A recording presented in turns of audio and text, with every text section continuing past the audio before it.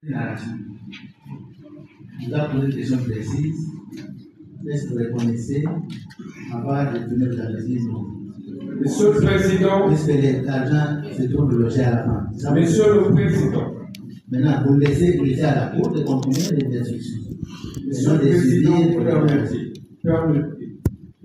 Ce ne sont pas les mathématiques. C'est le droit. Allez-y. C'est une science relative. C'est une science sociale. Merci. Je n'ai pas voulu m'exiler. Je n'ai pas voulu m'asiler. Demander de l'asile. Parce que je voulais affronter cette réalité pour prouver mon innocence. Je suis là, prêt à payer le prix du luxe, d'un combat d'une génération et d'un peuple et d'un continent. Monsieur le Président, oui, je voudrais dire ceci. J'ai parcouru minutieusement les réquisitoires du ministère public. Le premier jour, quand on lit ça, surprenamment, à l'Assemblée nationale, j'étais surpris, moi. Je dis, oh, pardon, Moutamba a détourné 19 000. Moutamba. De tous les détourneurs qu'il y a dans ce pays, dans le visage de Moutamba, qu'on a dit, il a détourné 19 000. Et lorsque j'ai parlé, je me rends compte d'une chose. C'est que les réquisitoires posent les prémices. Et dans le prémisse, le postulat, c'est que les 19 millions pour lesquels nous poursuivons le ministre d'État, mais la justice, sont logés dans la banque. Jusqu'au moment où je présente par devers votre question. Et que le ministre d'État, mais la justice, n'a jamais touché à un seul dollar américain. Ça devient intéressant. Mais curieusement, dans sa conclusion, il chute ex nihilo.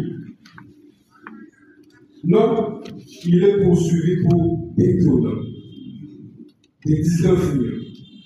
Mais ces 19 millions sont en banque. Et ces syllogismes m'ont laissé perplexe.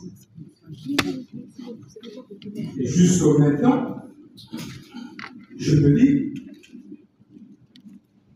qu'est-ce que je viens faire devant la haute cour?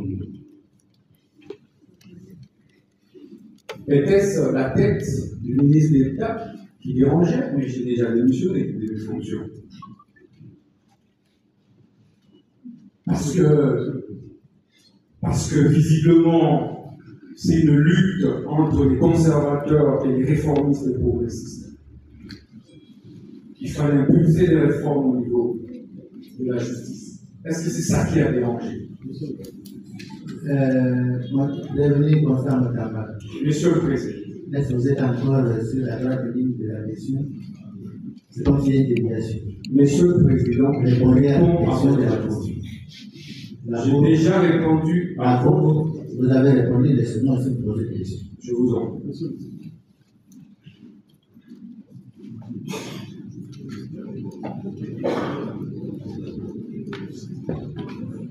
Je peux poursuivre? Non. La Cour va poser notre question. Je vous en prie, monsieur. 4 personnes.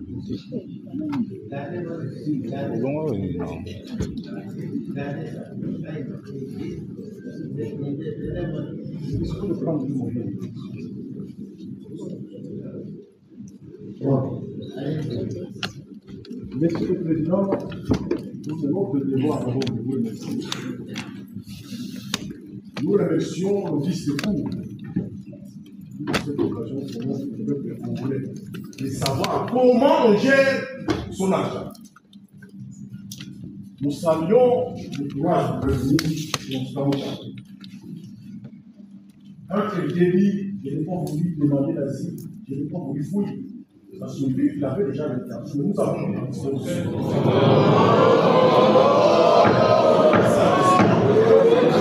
nous disons que nous saluons ce plan. C'est là dans la salle. Pour la deuxième fois, je déclare le débat d'audience à huis clos. Si vous avez intérêt à suivre le débat, veuillez voter. Si vous voulez suivre le débat, veuillez voter. Les réactions non contrôlées, la Cour ne supporte pas. Monsieur le Président, notre souci à ce niveau où nous commençons l'instruction, c'est de prendre la bonne direction. C'est comme une boussole. Quand les bateaux ne prennent pas la bonne direction, vous risquez de vous perdre. La question était précise, mais on nous a amené les meilleurs. J'imagine même la boucle se trouve. Mais pour aider les prévenus à répondre à cette question, parce que c'est une question capitale. Nous avons entre nos mains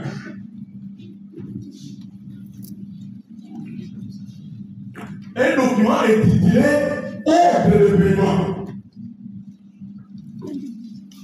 Il nous dit ici, ce document est signé de sa main. C'est le document que je trouve aussi.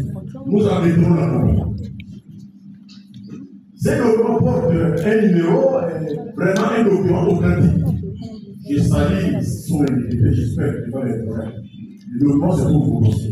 Et lui et ses avocats, ils ont eu accès au pièces du dossier. J'imagine qu'ils sont tombés sur cette pièce. Est-ce qu'il reconnaît avoir signé cet ordre de paiement? Nous reviendrons après avoir obtenu une réponse à cette question. Pour que nous puissions donner la vraie version des faits. Parce que, apparemment, ce que nous avons vu la fois passée n'a pas été très bien saisi. Comme il est là, nous sommes disposés à regarder les choses. Et je souligne, je mets à la disposition de la Cour et des éléments. Je suis content parce que je ne parle pas de l'autre. Le prévenu était juriste. Le prévenu était praticien des droits. Oh Seigneur, merci. Merci parce qu'il comprend bien les choses. Il comprend de quoi nous parlons. Quand nous parlons de détournement, j'imagine qu'il sait de quoi il s'agit. Parce que quand on a une manière de sociologie, là on est perdu. Nous ne venons pas faire plaisir à la population, à les militants de parti. Nous venons pour que les droits soient établis. Est-ce qu'il reconnaît avoir signé cet ordre de paiement? D'accord. Est-ce que vous reconnaissez votre élection? Votre paiement numéro 856. Par 4. L'avocat demande la parole, Président. Soyons ordonnés. Si vous voulez qu'on s'entende, soyons ordonnés. Vous ne pouvez pas interrompre la cour comme ça. Nous ne sommes pas n'importe quel niveau. Je disais, est-ce que vous reconnaissez votre ordre de paiement numéro 856 par 4 par ME par B par J GS par CF par 2025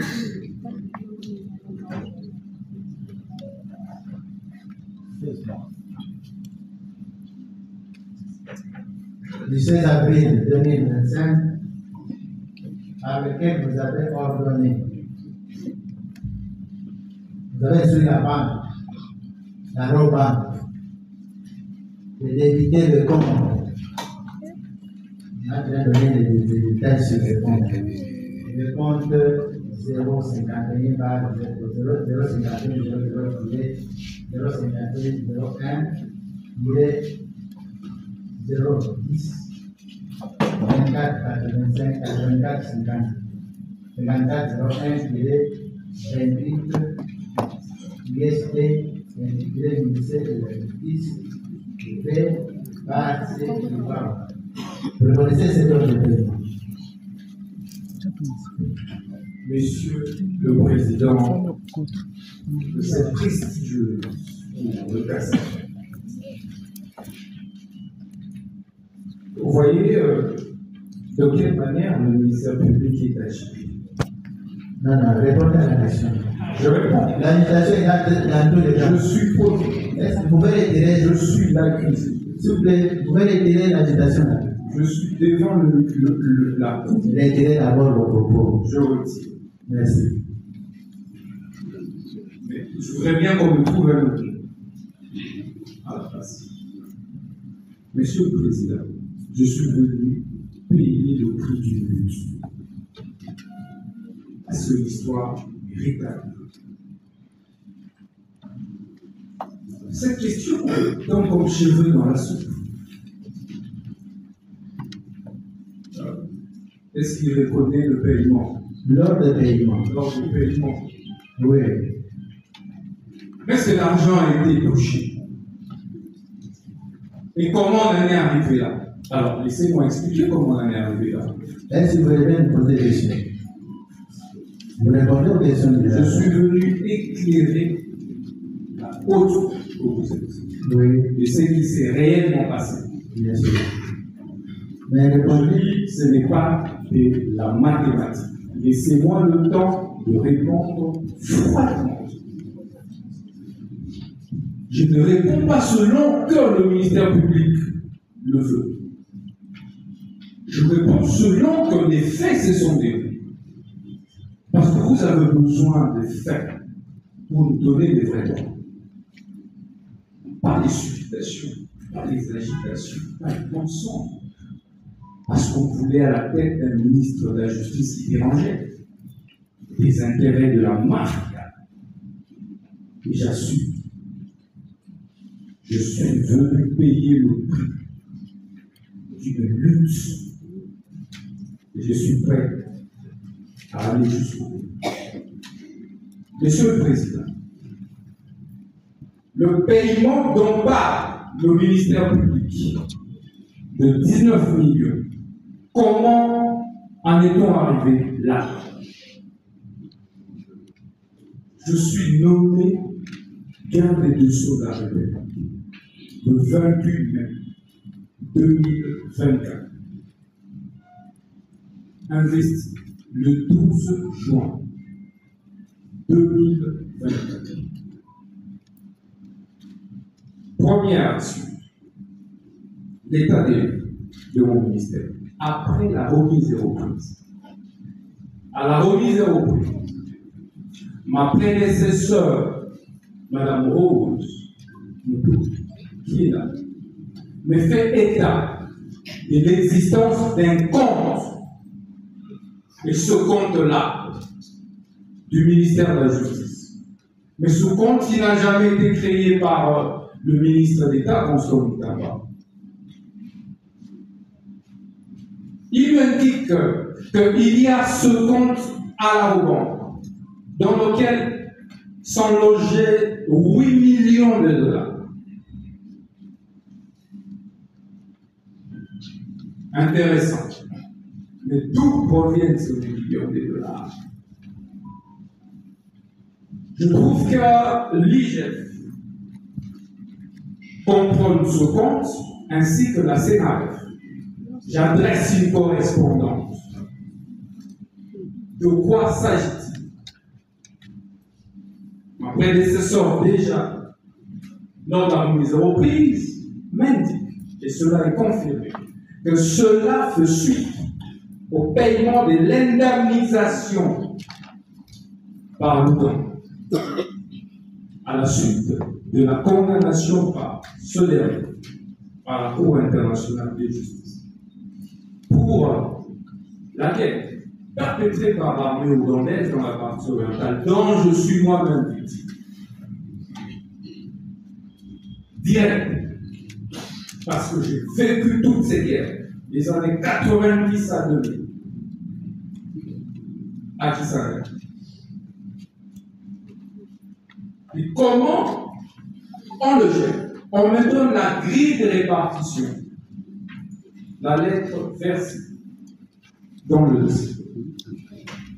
Je demande une séance de travail après avec la Sénat. Il est là, le secrétaire exécutif qui sous là, adhère. qui me confirme la même chose. Voici comment, lorsque ce fonds arrive au regard de l'arrêt de la Cour, dans les pages 107, 108, 109, où l'on distingue, arrêt distinct, et en répartissant, en ventilant, selon qui il s'agit, de l'indemnisation individuelle, collective, des dommages environnementaux. Et à côté, il y a un décret qui crée. Ce décret a été pris avant la prise de cet arrêt et antérieur. Et on instaure également et l'arrêt et le décret. Et à l'article 4, c'est eux-mêmes qui l'expliquent, parce que je n'étais pas ministre de la Justice. Je dis, voici la quantité qui revient à FIVAO. FIVAO qui est un établissement public qui joue de l'autonomie des gestions administratives et financières, qui n'est pas à confondre avec les services publics et le ministère de la Justice. On explique la ventilation, et cela est attesté par écrit. J'enverrai cette correspondance à la première ministre, avec qui j'ai échangé, qui est ma chef hiérarchique directe. Et à la suite de cela, je vais présenter cette situation à la haute hiérarchie du pays. Après cette présentation en disant que j'ai trouvé 8 millions dans ce compte, mais au niveau des FIVAO, voici la situation. Mais dans ce compte-là de 8 millions, au regard de la ventilation, il y a un relique, il y a un manquant de plus ou moins 16 millions de dollars.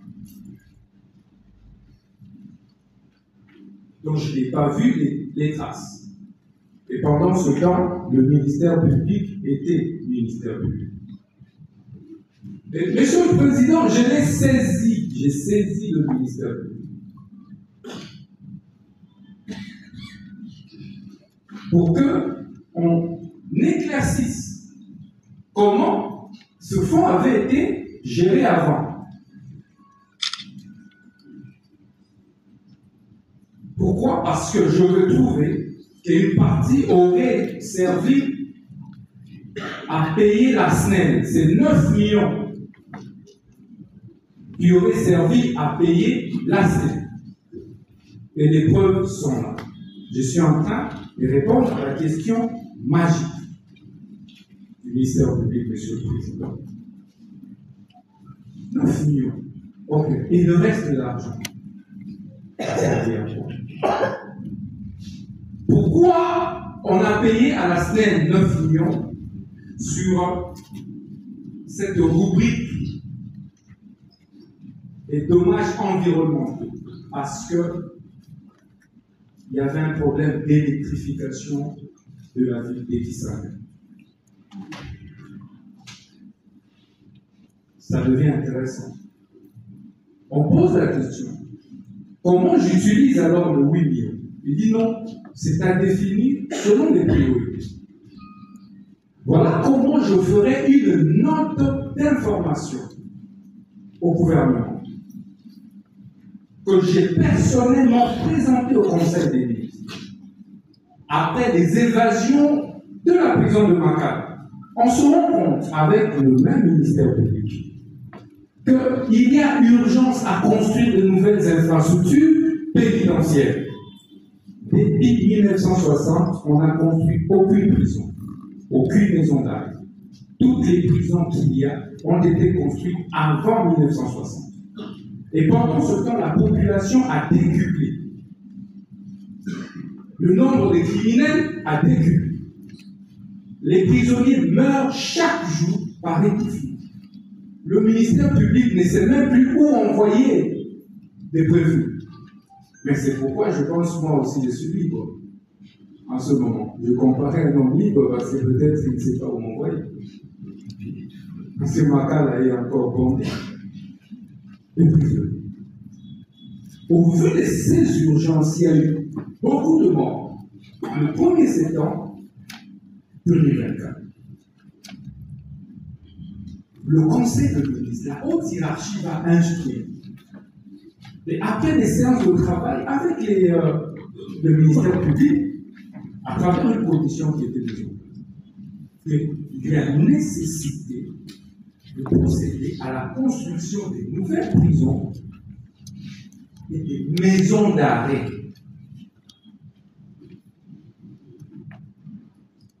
En tant que garde-sous, lorsque le chef de l'État, lorsque la première ministre, les chefs en hiérarchie, m'instruit, mais ça vaut loin, et ça s'exécute.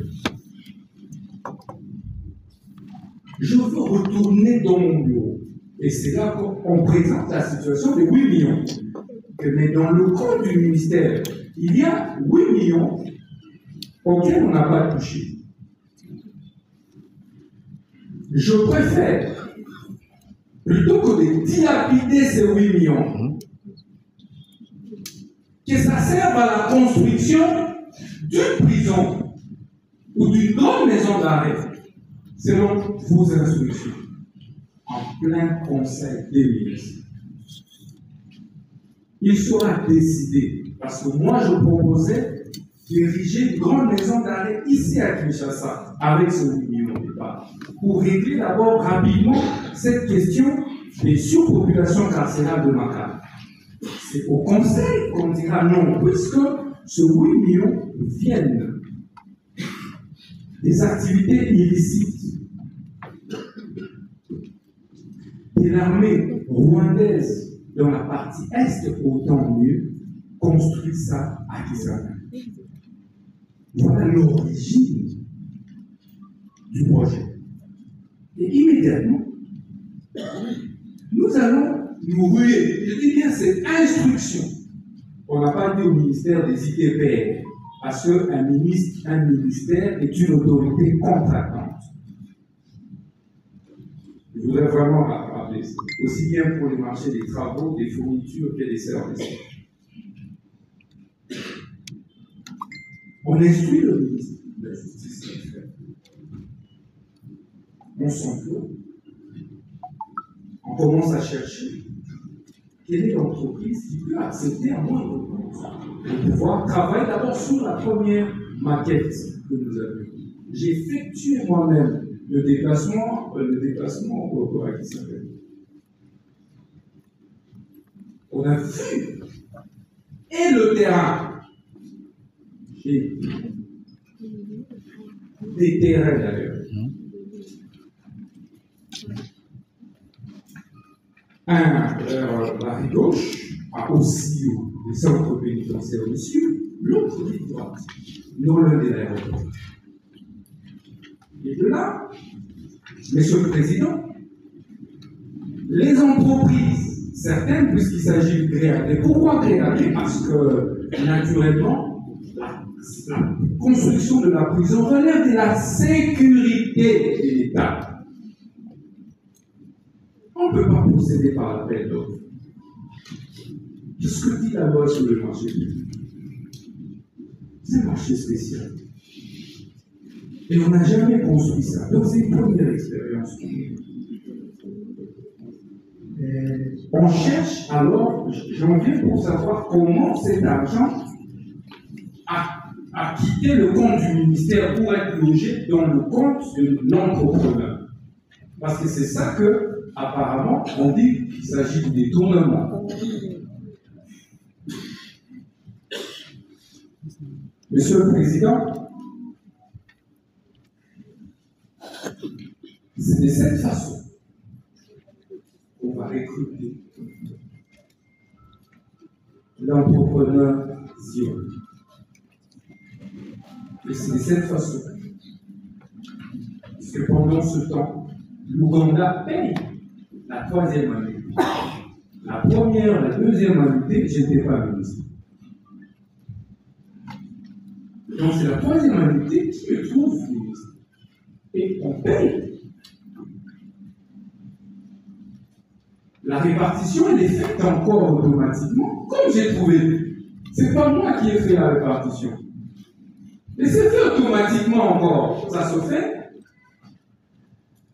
Les 8 millions, plus les 12 millions qui ont été retranchés des 65 millions, donc, nous ont ramené à 19 millions. Voilà comment on a ces 19 millions-là. L'entrepreneur travaille sur un projet de 39 millions. Et s'il y avait urgence, les gens mouraient, les prisonniers meurent. On dit OK. On lance le processus de passation du marché et on obtient l'autorisation spéciale. On constitue le dossier, on transmet, j'ai transmis en tant que garde-sceau le dossier à qui le droit pour l'approbation conformément à l'article 20 du décret sur le manuel de procédure. J'ai transmis ce dossier le 1er avril. Vous verrez que le processus ici nous prend presque 6 à 7 mois. Parce que ça commence vers le mois de novembre 2024. C'est donc automatique. Ça n'a aucun intérêt personnel. On transmet le dossier à la Première ministre pour approbation. De lors, la loi me donne 10 jours d'observation. Et ces 10 jours servent pour l'autorité approbatrice à rejeter ou à accepter le marché. Donc j'ai attendu 10 jours. J'ai vu que l'autorité approbatrice n'a pas réagi. Et pendant ce temps, 14 jours après, puisque le processus était lancé, on formalise, on décide de passer à la mise en œuvre du contrat que j'avais signé. Est-ce qu'on peut vous demander à ce niveau-là? Vous avez dit que vous avez écrit à l'autorité approbatrice qui n'a pas réagi. Pour vous, ça valait acceptation de votre projet. J'en viens. Et pourquoi vous n'avez pas laissé de voir des recours de demande à l'ARP? Je suis en train de. Je vais répondre à toutes les questions. Je réponds à la première question et puis je vais répondre à toutes les sous-questions. Monsieur le Président, honorable membre de la Constitution, pendant les 10 jours, l'autorité approbatrice a la latitude, parce que c'est la dernière phase de la censure. Et la loi me dit, 10 jours après, l'approbation est tacite.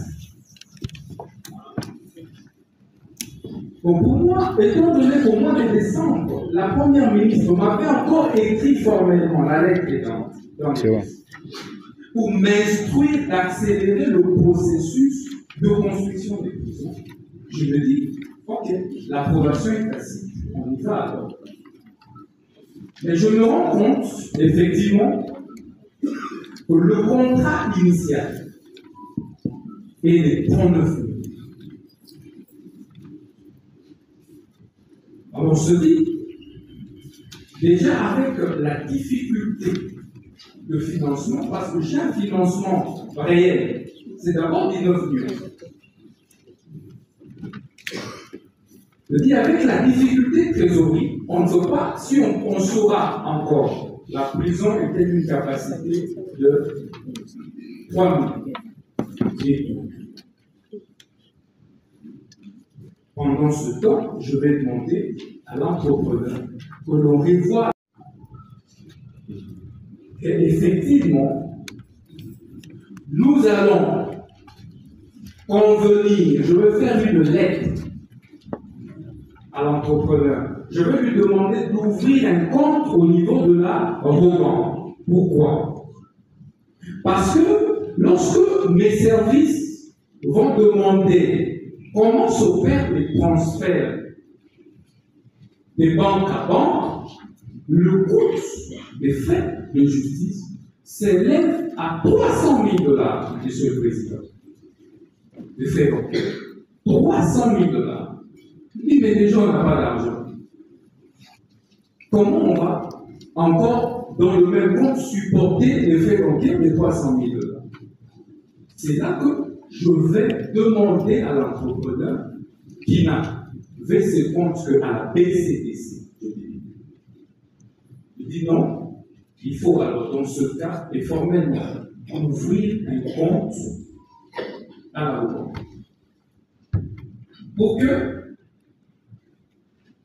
il y ait 0 $ comme frais bancaire.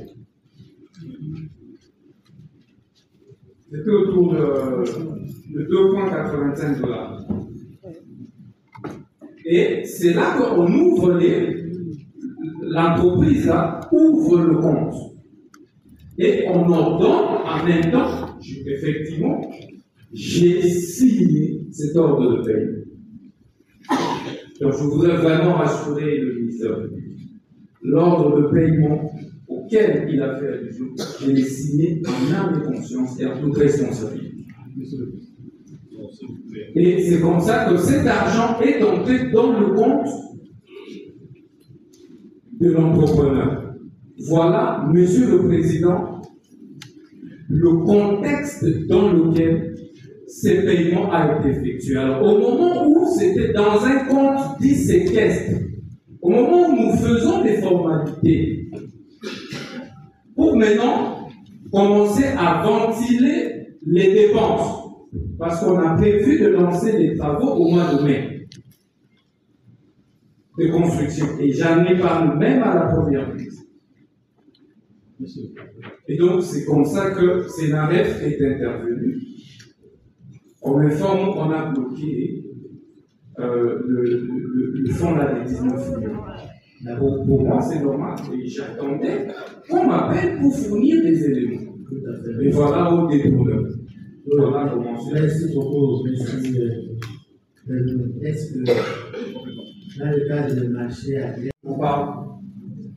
Tous les grands prisonniers, les Isiro, Bouddha et même de l'Est, tous sont actuellement du Toakisanga. Donc, il y a une telle insécurité et c'est en plein centre-ville. À chaque fois qu'il y a des évasions, ces prisonniers font plutôt des dégâts dans la ville. Et il y a des gens qui meurent régulièrement. Et au-delà de ça, comme je l'ai dit, c'était sur instruction de la haute hiérarchie. vous pouvez présenter votre ami, Monsieur le Président, complément.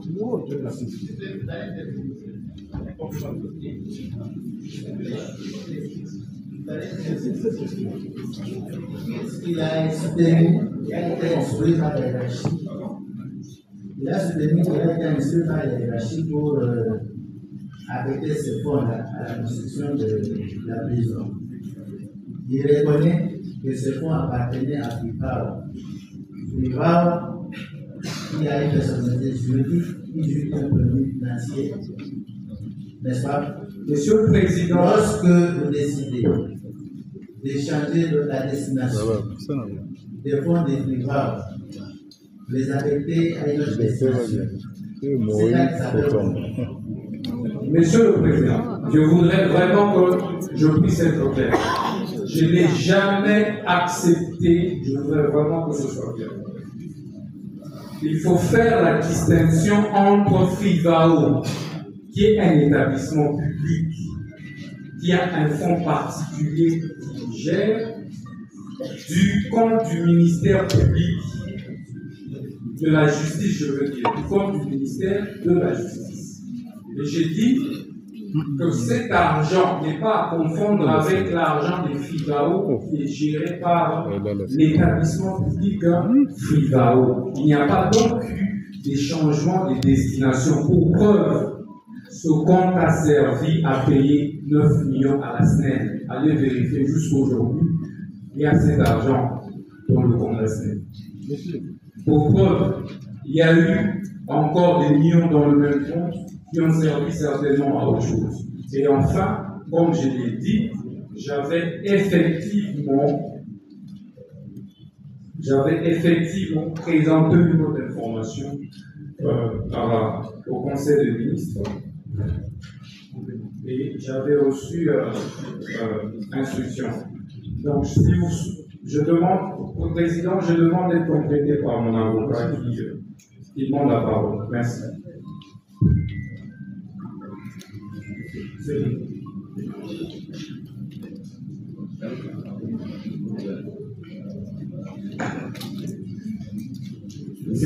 Je souhaite compléter le client.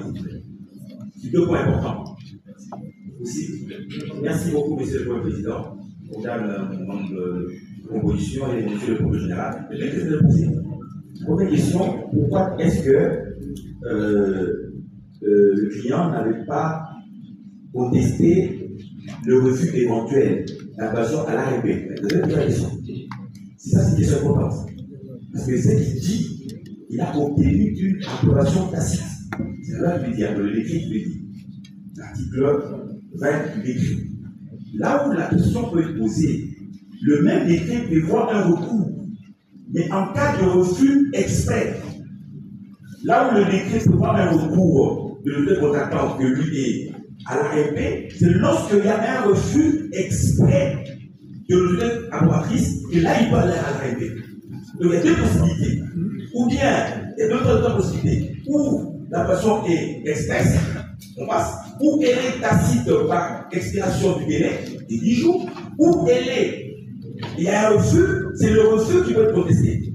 Première question, il faut une question importante. La question est posée. La deuxième question qui a été posée, est-ce qu'en gré à gré, on ne fait pas l'appel d'offres? C'est important. Et je vais dire la loi, je ne veux pas l'inventer, article 41 de la loi 10/010 de 2010, qui dit un marché est dit de gré à gré lorsqu'il est passé sans appel d'offres.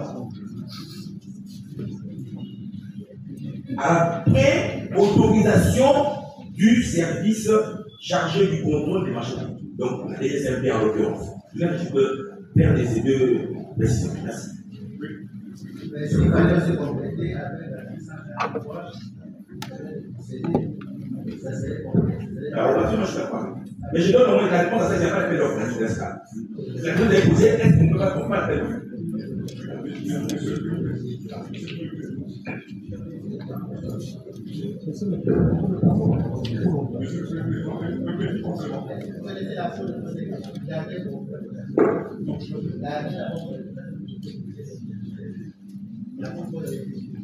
Ma question était déjà posée par la Cour.